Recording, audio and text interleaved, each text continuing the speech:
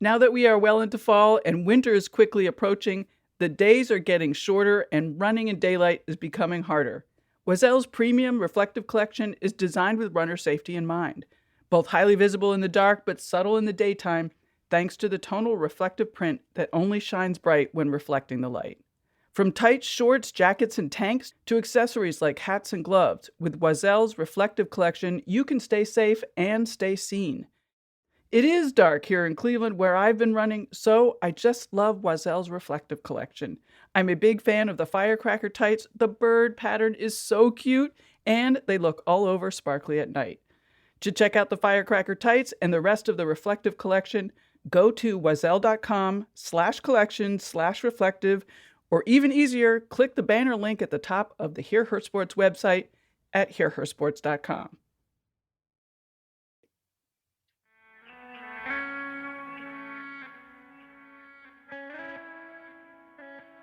Hello, welcome to Hear Her Sports, the podcast of long-form, intimate profiles of female athletes breaking boundaries, speaking up, and living with power and confidence. I am your host, Elizabeth Emery. Today, I am absolutely thrilled to be joined by Coach Muffet McGraw, the longtime coach of Notre Dame's women's basketball team. Truth be told, I have a bit of a fangirl thing going on. Of course, Coach McGraw's viral response to being asked about women in leadership at a 2019 Women's Final Four press conference is spectacular. You can find the link to that in the show notes, and if you haven't heard it yet, please check it out. But she's also a model of speaking up, taking real action where it counts, and encouraging others to do the same. Prepping for our conversation, I was struck by so many of the truly significant things she accomplished in her coaching career.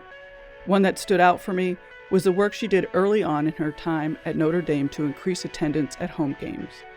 Even though at that point the team wasn't the powerhouse it became, she knew how vital school support and attendance numbers were for the players, the school, and sports gender equality. One of my takeaways from our conversation was how utterly optimistic Coach McGraw is about the future, how strong and willing to take up the fight the current generation is. This was good for me to hear, given my somewhat hopeless response to the NCAA weight room crap that happened during the March basketball tournaments. As another takeaway, I encourage all of you to practice using your voice as Coach McGraw had her players do.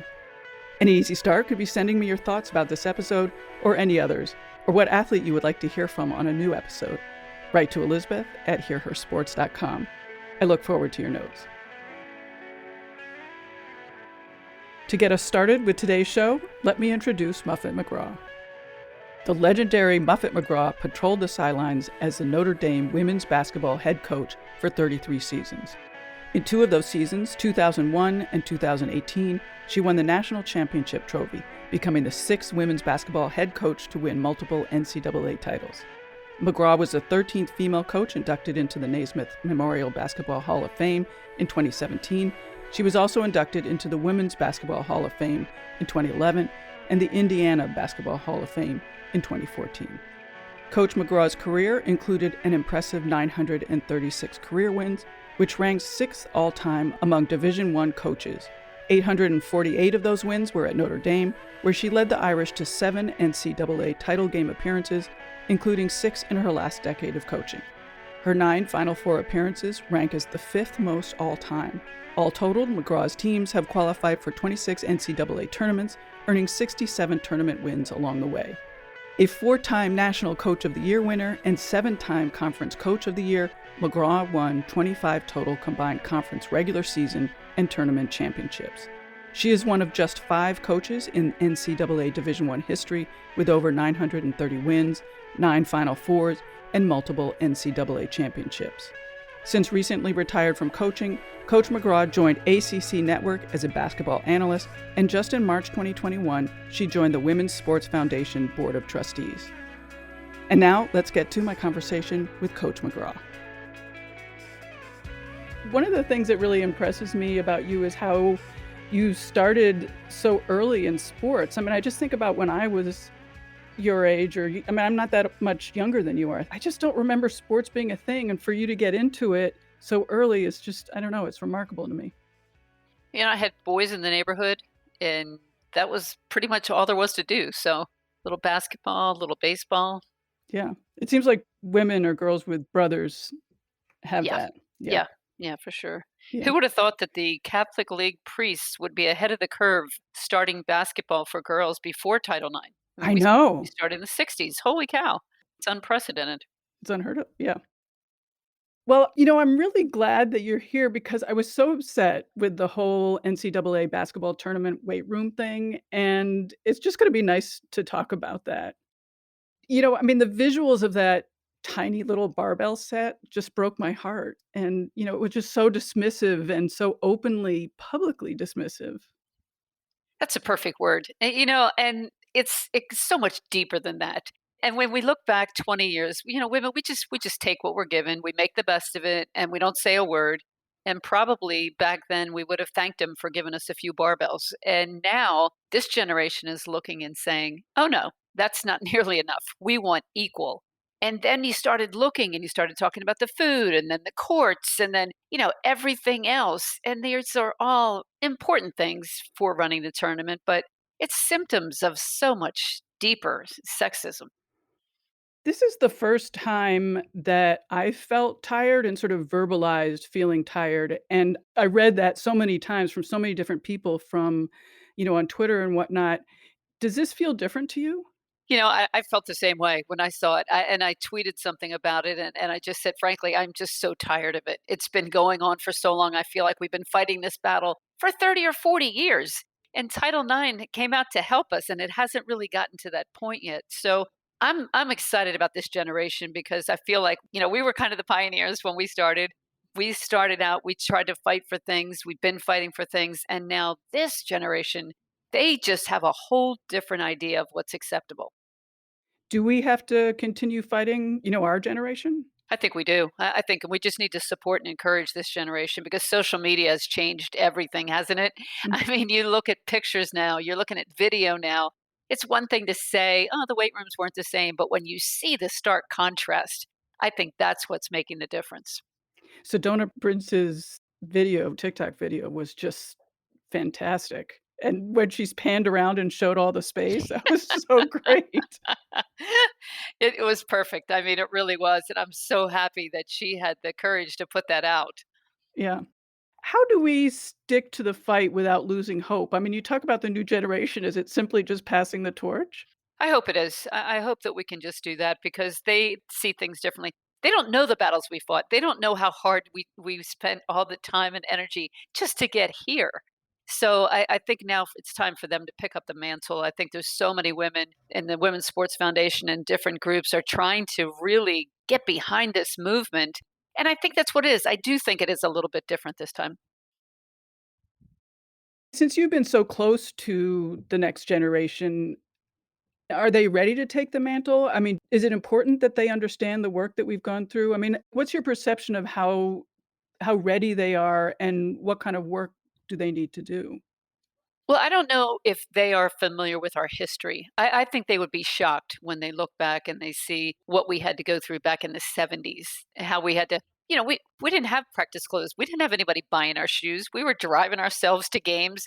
We didn't have any of the luxuries that they have now. Per diem was an unknown thing for us. I don't think we ever even stayed overnight anywhere. We only played local teams.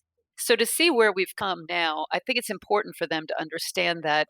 But I also think that this is a generation that is incredibly active in not just social media, but with social justice. I think this is a group that you saw this summer with the Black Lives Matter movement. They are willing to get out and protest. And now I think they're seeing the same kind of energy behind this because it's the same thing. And I think I've seen a lot of men's teams come out and say, hey, we support the women too. I think it's men and women of this generation are really the ones that are going to change. I was really impressed that Steph Curry posted about the gym. He is somebody that's really into it, and there were so many guys in the NBA. It started with Kobe Bryant, LeBron James. Everybody is trying to pick it up a little bit. You saw what they did for the W this summer. I mean, they were wearing the hoodies, they were supporting the women in the WNBA, and I think it's great to see that sorority fraternity of athletes getting together because that gives us a little more credibility. Frankly, you have a pro like Steph Curry come out and say something, you have LeBron James say something. People take notice. And I think it's really important that we have that support and men that are advocating for us. Last week, I taught a class, and one of the girls in the class A, she was reluctant to speak up, but when she did speak up, she talked about when she was a girl as a player in sports, she didn't get uniforms, and I was really surprised. That is shocking in this day that that would happen. I'm astounded at that, and that is another problem, though. You said she didn't wanna speak up, and that is women, isn't it? I mean, we just sit back and wait. We raise our hand, we ask for permission. We are just waiting for everybody to give us what we deserve. We know we deserve it, but we're just not ready to fight for it. Yeah, I was sort of sorry to see that, and I guess that leads to a question just I mean, I'm just so astounded by the pace of the change, the glacial pace of the change, and, I don't wanna get negative, but in a different class, somebody asked me, "Where are we now?" And it just makes me sad. I get so frustrated. You know, when I get frustrated, I look at the pro sports and I am so excited for what Adam Silver was doing in the NBA. He was really encouraging people to hire women, and I think we had 9 assistant coaches at one point. We have a couple women in front offices. You look at the NFL Super Bowl last year, we had 2 women coaches and a female referee. Major League Baseball, first woman general manager down in Tampa. So, I think we're making big strides. Hockey even has hired a skating coach. But when you have football coaches looking at hiring women, that is to me one of the best statements that we could make. So I'm excited for the future. I think the pro sports have really taken a lead in this. Yeah, I did like seeing that. What could the NCAA take on to support its female athletes? I mean, are there things that you have in mind that most of us probably haven't thought of yet? Well, I think a big thing is the structure. The NCAA is not structured, and the leadership I think has some work to do. The women's basketball VP reports to the men's basketball VP, which makes absolutely no sense, right? No sense. I mean, I don't know how that can possibly be a good thing. And this year, especially when both tournaments were side by side, exactly the same, you saw the differences. And the problem was there was nobody overseeing. Nobody was saying, "Hey, what are you doing with the men? Well, let's do that with the women. What are the women doing? Let's try that with the men." Everybody's in their own silo and acting on their own, doing their own thing, not sharing information. And I think that's a huge problem. But the thing that really bothers me is how for men's basketball, it's not the men's basketball tournament, it's the NCAA tournament. It's the women's basketball tournament. And I Yeah. feel like if we could just get them to say, this is the men's tournament, this is the women's tournament, that would be a really good start. And it's not going to cost them a penny. Yeah, I was really thrilled that the New York Times started to do that just this Yes. past season. The structure of the men's and the women's side of the NCAA, I mean, how has that remained in place? I mean, why are we still I mean, it just seems like that's an easy thing to change and sort of an obvious thing to change. It does, doesn't it? And I think again, it comes back to the leadership. I think if you're accepting of this, you're the one that put it in play. So obviously the president of the NCAA must think that's a good way to run a business when clearly it is not. Right, right. Another thing that I've been thinking a lot about during all this discussion about the issues and also, like when I talk to my guests about issues, is are the issues distracting us from the sports? You know, we wondered about that because we had a great tournament. I mean, the parity on the women's side is finally here. We had so many great games. The attendance, of course, wasn't, allowed to be any better than it's been, but we did on ESPN set some great marks for ratings. We were way above the past few years. People were watching, people were interested. Even back into the Sweet 16, the round of Sweet 16, we had really, really great games. We had terrific games in the Final Four. So interest is up. I think we do a poor job of marketing and promoting the women's tournament. All of the sponsorship that signs on for the men also sign on for the women, but they don't activate for the women because no Hmm. one's asking them to. So I think there's a lot of work to be done there too. My only experience with the March tournaments is the MAC tournaments in Cleveland. Mhm. And when I went, of course, the women's games were at 11 o'clock, and none of the fancy concession stands were open, and I thought, like, how and they're gonna tell me that they don't do better because, there's not a bigger audience. I thought, "Who can come to this?" Oh, I know. That is so frustrating, and that happens all the way down to high schools and colleges. You have the girls playing, Wednesday afternoon, the boys are playing Friday night, and Right. no wonder they get more people to the games. It just there's so many things that just kind of the perception and the optics look bad, but nobody's trying to change it. I had no idea what I was getting into when I started the podcast, and it became clear right away that it was such a intricate web of stuff, which has been exciting in a way. So let's move forward. You recently joined the Women's Sports Foundation. So, and now what? Like, what are you going to be tackling? Well, I'm on the advocacy subcommittee, which I love. So all of this NCA inequities, that is all right in our committee. So I'm excited about that. And I just love the women on the committees. There's some powerful women. There's a lot of women that have been through all this. There's women my age that can look back and have some of the same experiences, and we're still fighting those same battles.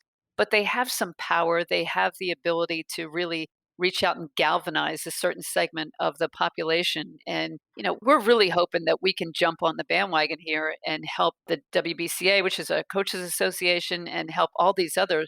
Because now you're seeing the same thing in volleyball and lacrosse, and all the other sports are now going, hey, wait a minute. We want equality too. So, from the Women's Sports Foundation perspective, we can look at all of the sports and really try to make a difference.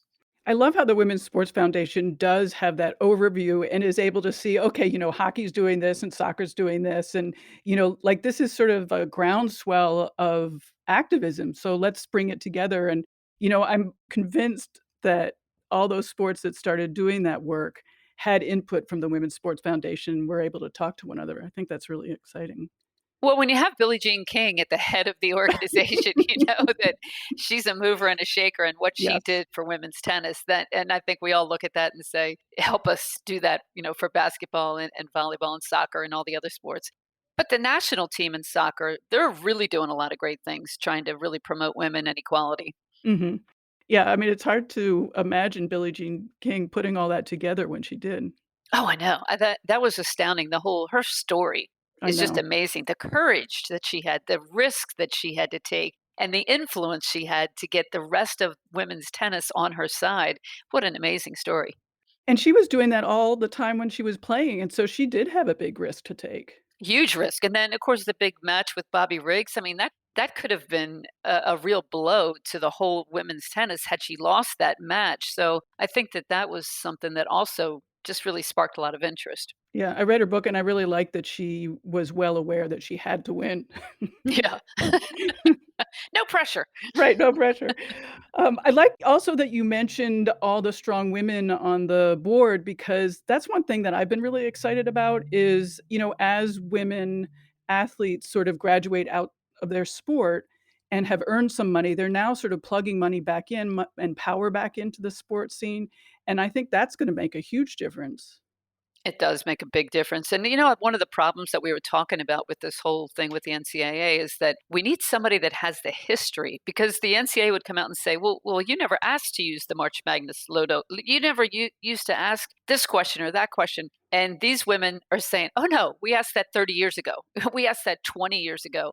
So having kind of that institutional history is really important so that we know that these are some things that we've been trying to fight for years. So when the law firm who's doing the study on the NCAA comes out, we'll have a lot of good information. You may have answered this already, but do you like, is there something really particular that you have in your mind that you wanna accomplish while you're on the Women's Sports Foundation board? I think the biggest thing I want to accomplish is just I want to see women leading as normal. I want to go out to 5 and 6 year old soccer games, and there's teams all over the field, and half of them are coached by moms instead of dads. I want this to look into high school and see women coaching women, and we're never going to get to that point where leadership is acceptable as and people think of women as leaders unless they see it. So when they start to see it growing up like that, that's a big part of it. When they turn on the TV and the movies and things and they see women, in a leading role, I think then they see it. And same thing in politics, having a female vice president. Awesome, right? Like we're one step closer to the White House. So I think it's a lot of it is perception and stereotypes. I mean, you go into the store and you go down the toy aisle, you're still seeing pinks over here and blues over here. And like, when are we going to change that? It's interesting and exciting actually that all of these social issues, like all these issues can be looked at and addressed through sports. Oh, they really can. I think we are a kind of a microcosm of society. We can show people this is how it can be done. And you look at now at the diversity, the inclusion, the just bringing all these disparate people together to form a team, and then they're on TV and people can watch and see how they interact, see how they come together, and with a common goal. And it's so important to know that we could do that too. I was really struck when I realized that something like 90% or maybe even it's 96% of C-suite women did sports in school. Mhm. It's just stunning. It is, and, I read something like that too, and a lot of them were captains of their Yeah, team, interesting. and of course, because sports teaches you so many great life lessons, but building confidence, teamwork, leadership, having to work hard and accomplish something together. I think there's so many things you can learn from sports. I think every young girl should play some sport at some point.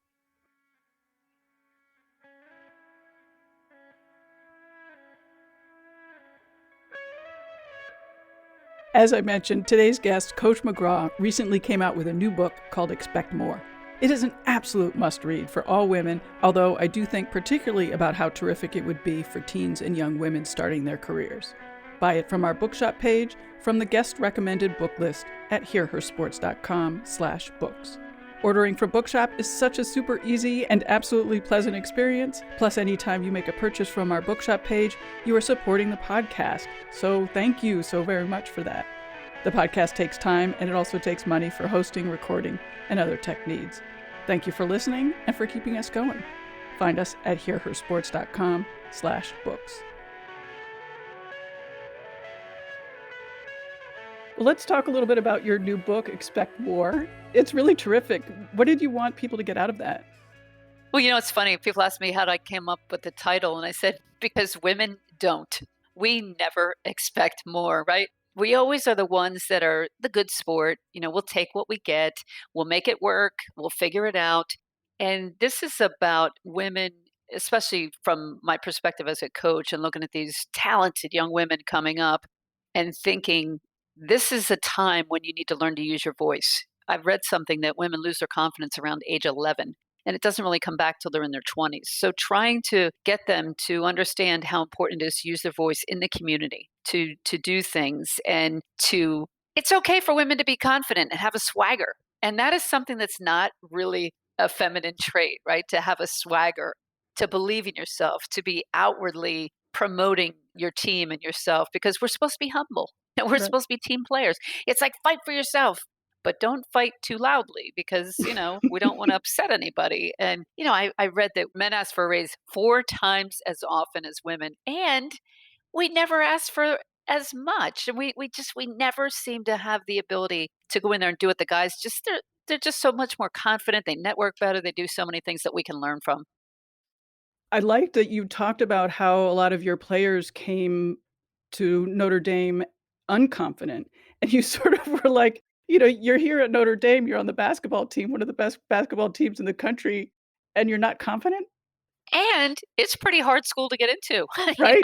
so you're smart and you're talented, and they're just really exceptional people. And so that is something that I really struggled with early in my career because I didn't get it. I just wanted to kind of slap them and say, like, what do you mean? Snap out of it. You should be confident. And then I realized I had to help build them up. But of course, it starts within. You have to have confidence in yourself. And you get that through practice, and then you have a little success, and then you fail, and you have to learn how to handle failure, which women are terrible at because we just ruminate about it. We're so sensitive about it. And we need to be able to put it in the rearview mirror and say, oh, I learned a valuable lesson there. And now next time, I'm not going to make that mistake. And so I can move on. It's interesting though, by college, I mean, you're dealing with a lot of, I don't know, back knowledge or back bad self-talk or something. You're having to make up for all that, Yeah, there's a lot of things that parents do that can really hurt their kids that they don't even know. And one of them is how they don't let them handle adversity. They don't let them fight through tough times. They try to fix everything for them. So, having that mental toughness, that's a great skill that you learn playing sports because you go through injuries and you go through losses and you go through just hard times when you're in a slump and you're not playing well and just you have so many questions and so many things going on in your head. And parents are like, "Oh, well, let's transfer them. Let's go somewhere else, or let me talk to the coach. I'll fix this for you." And so not learning how to battle through some of those things that you should have learned on the playground, back when you're in grade school, but nobody goes to the playground anymore. So it's difficult for them to learn that. And it's hard as a parent. You don't want to see your kids suffer. You want to fix it for them, but letting them fight it out is so important. One of the sections of your book, Expect More, that I particularly love is the help to advance other women. And, I've noticed that producing the podcast, that a lot of women are not great at this. They're not great at networking and helping other women out. We are terrible at networking, aren't we? I don't want to say that, but yes. Well, I found it so interesting because I have guys on my staff, and then, of course, I have women on my staff. And when the guys were applying for jobs, they went right to the men's basketball coach, to the AD. They went to a guy that they knew who maybe knew a guy who could help them here and there. And I mean, they're stretching their nets so far. Resumes ready to send, and the women would come to me and say, Would you be able to write a reference for me? Like, I'm just asking you. I don't, I don't, if you're okay with it. It was so amazing how different it was. And I thought, how is this possible? We need to learn how to network. But I think we're also so competitive. And sometimes there is a little bit of, well, we need to take a woman. So we're going to take one and put her here at the table. And so we're so competitive trying to get that one seat that we don't take the time to help. And that's what, Ruth Bader Ginsburg is like my hero. And, she said, like, one person opens the door, you got to leave it open and you got to reach back and pull some other women through. Yeah, we are still dealing with that one seat and having to fight for that one seat. I'm not even sure if it really is a one seat. It's like this perception that there's a one seat. And it's kind of like, well, tell me about what the women think about this. You're like, we're all different. Yeah. This may be more of a philosophical question, and you've already addressed it a little bit, but you talk and write a lot about the traits of women that you've noticed in your coaching career, needing to build more confidence or swagger, sensitivity to criticism, needing to be liked, not networking like the men do, and on and on. And I've noticed and spoken about that in relation to the podcast. But I also worry about making those generalizations because I don't wanna stick those characteristics to women because I think they're nurture or socialization, and I know that a lot of people think that they're intrinsic, and I don't wanna, like, give them, like, more fodder for that thought. Yeah. Oh, I definitely think we're conditioned, we're raised, society does it to us, right from the moment of birth. You get your pink or your blue, and you get those kind of toys and clothes and colors. And then I think with girls, it's always like, oh, she's so pretty, oh, she's so cute, and you never hear people saying, oh, she's so smart. Like that's the trait I want to have in my daughter. I want her to be smart. I want her to be strong. I want her to be brave. But we don't talk about women that way. And I think we have to change absolutely everything about how we raise our kids. And I don't know if you read We Should All Be Feminists by Chimamanda Adichie. And I made my team read the book, and I said, okay, who's a feminist here? And like two people raised their hand. And I said, feminism is like equal for women. Like that's what we mean. We want to have equal. And they were like, "Oh, well, in that case, then I guess I am a feminist." But it's got like a negative connotation, and there's just so many things that we're still fighting for that I'm not sure when we're going to get there. Why do you think it's important to point out those traits or sort of mark that they're different than the men? Well, I think in order for us to compete and to get to that place, because these women, they want to be CEOs, and they want to be in business, and they want to be out in the workforce doing things and changing the world. And you can't do it if you're too sensitive or if you're risk averse. And you made a mistake, so now you're gonna like fall back and not ever take a risk again. So I think it's important that we kind of change the narrative and talk to them about things like that. And we used to put things on our mirror in the locker room. I am strong. I'm confident, I'm resilient, I am determined, and those kind of things, because people still talk about how they look and what they're wearing, and so many things, they're treated differently. The referees treat the coaches differently. The fans talk about the players differently. You look in the WNBA, or I saw somebody saying like, I could return Serena Williams' serve, no problem. Some guy that never played tennis, and like that's the kind of stuff we're still putting up with, which Right. is even more frustrating.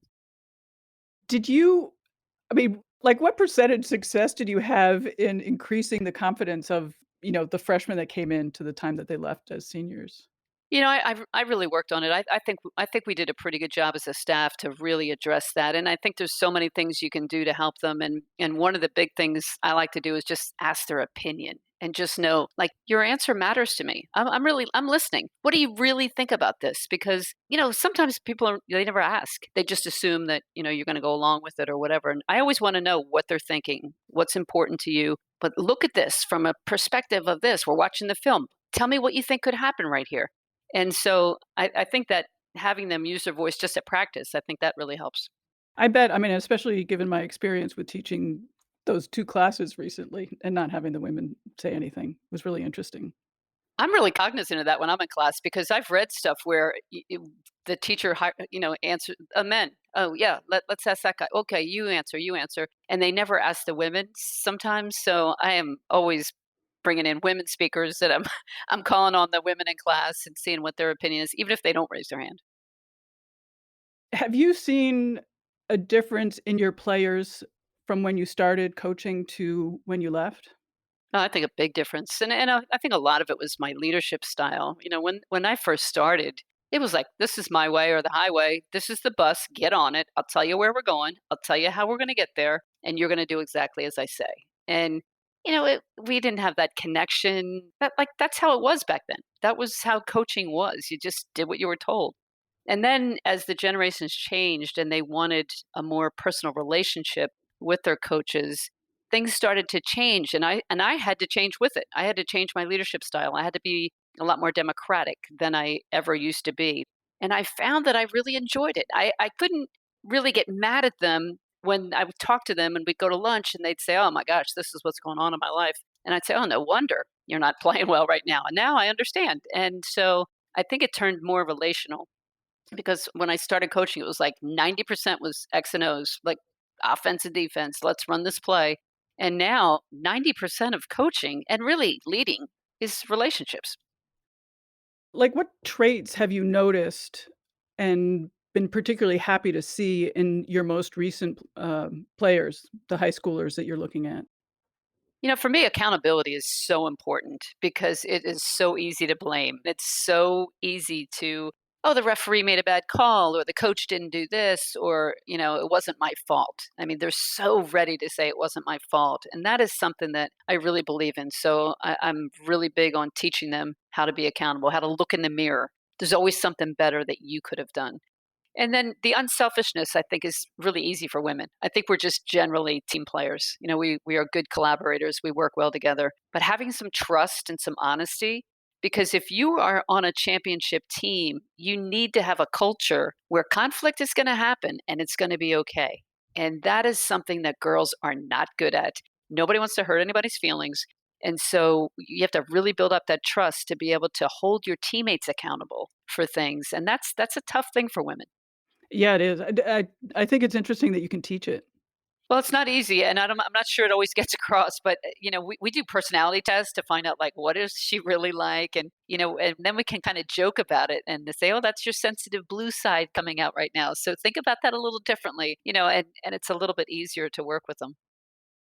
I'm not exactly sure how to ask this question, but I've been thinking a lot about competitiveness and aggression in women in sports, and I think why I'm thinking about it is sort of, I think there's common preconceptions of what those 2 things look like for women, and I'm not always sure that that's the reality, and I just would love to hear what your thoughts are about that.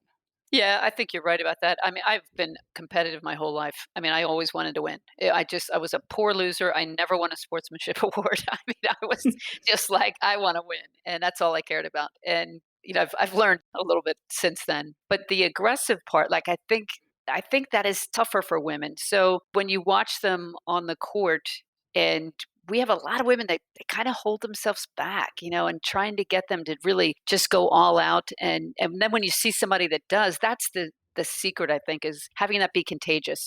Getting someone who, like a Skylar Diggins, who came to Notre Dame and changed everything because she was just so competitive, and it kind of raised the level of competitiveness. But I was constantly saying, like, it's okay. It's okay to compete. You know what? We're going to throw away the whistles and you guys just battle it out. Let's see how that goes. And that was hard for some of them. Some of them loved it, but it was hard for some other ones. I mean, we talk about women traits, I mean, women aren't supposed to be mad either. Oh, I know. We're not allowed to get angry. I remember Condoleezza Rice came by. She's a Notre Dame grad, and I had her talk to my team, and I asked her that. I said, women, like, we're not allowed to be angry. She said, well, she was Secretary of State during 9/11. She said, I was pretty angry. And I think that was okay. And I said, yeah, but we're just emotional and, we're losing it and, we're hysterical. Where I see these men on the sideline, I'm going, no, they're emotional and they're hysterical and they're losing it, but we're just cast in a different light. Yeah, I mean, and that's the problem. There are, in fact, real negative consequences sometimes for women to get mad, Yeah, you look at when they draw I saw a cartoon with Serena, and she yelled at the referee, and right? I thought justifiably so, and I didn't even think she was yelling that loud. And then the very same day, the New York Yankees manager was spitting in the face of the umpire and kicking dirt, and it says like, "Oh, this guy's fighting for his team," and Serena's hysterical. Right. Did you get into trouble as an aggressive, competitive girl? I skirted the edge there. I think I was right on the edge a lot. I didn't get a lot of technical fouls, so that was probably a good thing.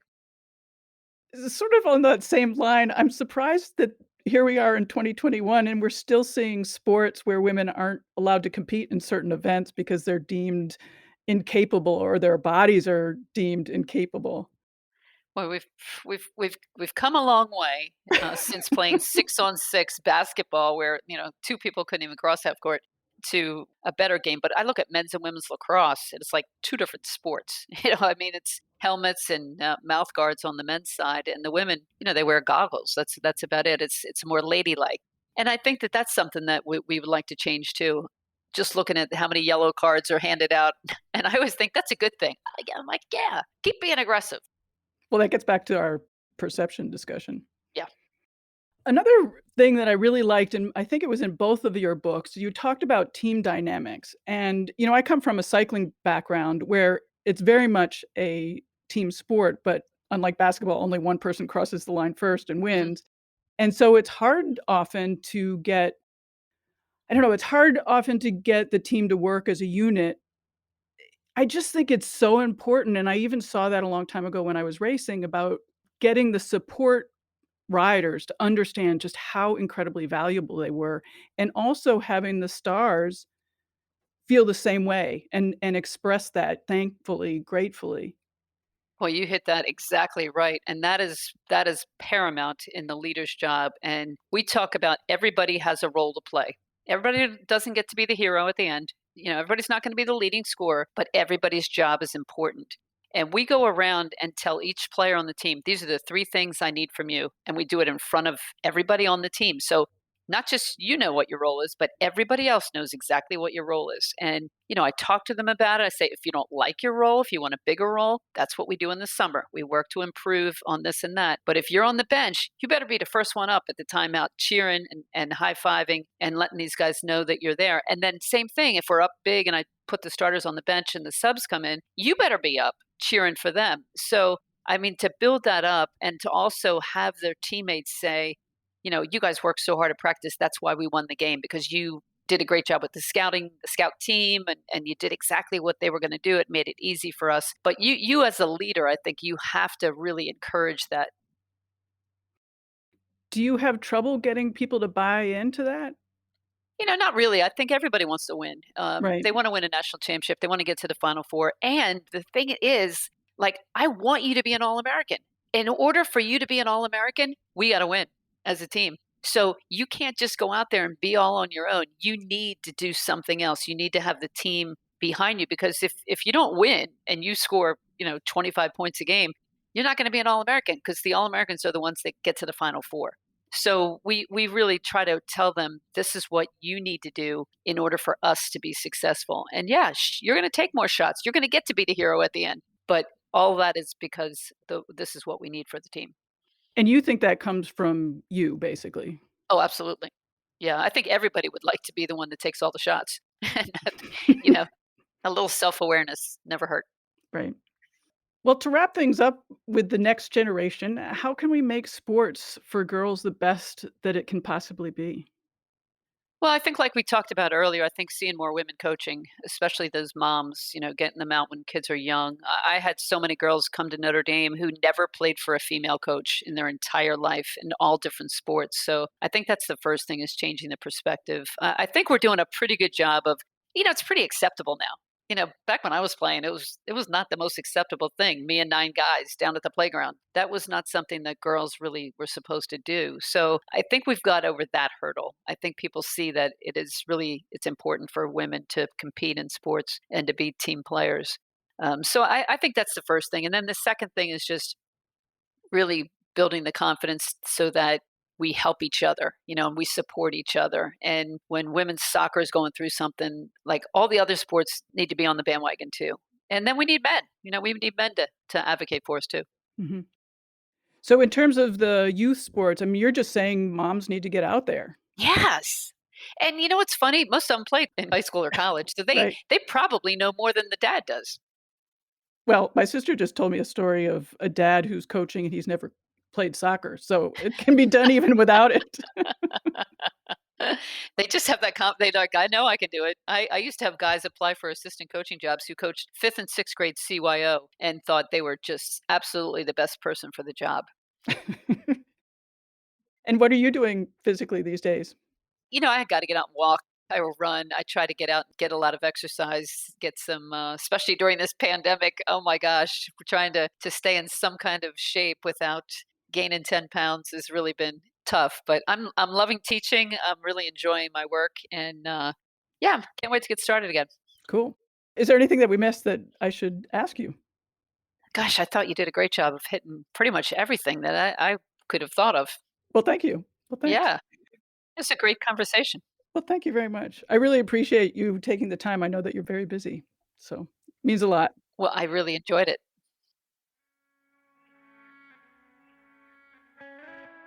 That's it for this week. Check out the show notes for links to things we discussed, including a link to the Women's Sports Foundation, an important organization leading the way in women's gender equity. I've also included the link to Coach's viral response during the 2019 Women's Final Four press conference. We would love for you to join us on Patreon at patreon.com/hearhersports. For only $5 a month, you will receive special Patreon-only content. And as they say, that's less than the cost of a latte. Supporting non-mainstream media outlets working to improve the coverage of women's sports has a big impact, so we thank you. You can also support the pod by buying books through our bookshop page at hearhersports.com/books. Muffet McGraw's Expect More is a great place to start. So you never miss an episode, subscribe for free to Hear Her Sports on Apple Podcasts, Overcast, Spotify, iHeartRadio, Stitcher, or wherever you listen to your podcasts. While 44% of athletes are women, only 4% of the media coverage is about women. Hear Her Sports aims to shift the scale while inspiring women to be their best. This is Elizabeth Emery for Hear Her Sports. Until next time, bye-bye.